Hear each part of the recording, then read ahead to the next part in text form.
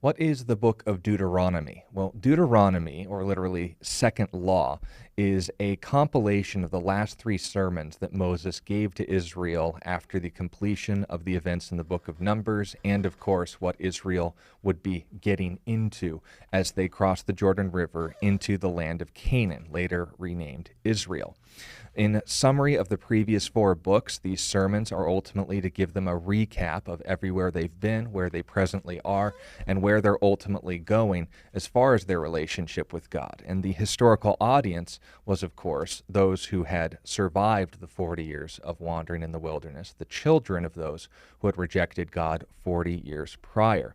Now, Moses himself wouldn't enter into the promised land, as we read in the book of Numbers, and he was passing the mantle on to Joshua. And there are traditions that believe Joshua was also the one who wrote the finishing verses of the book of Deuteronomy, since, of course, it's Moses' eulogy. He had died at this point. There are others that note that God is capable of revealing Moses' death to him and allowed him to reluctantly write his own eulogy, much like in Numbers, God told him to write that he was a humble man, and you could imagine how awkward that was. But Deuteronomy, much like the four books before it, is set and written in the genre of history. It's meant to be taken as a recap of events that have actually taken place in Jewish history.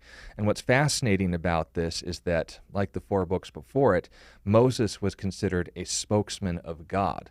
And the reason why he was treated as such is because he put his money where his mouth was.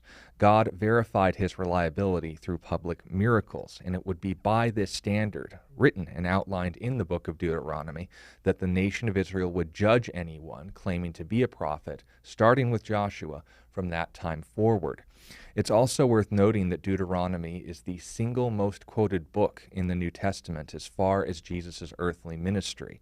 And if Christians regard the life of Jesus as one worth following, he considered that book one worth studying and applying practically in a Christ-like life. So it's worth our attention as well in these final three sermons of Moses' life.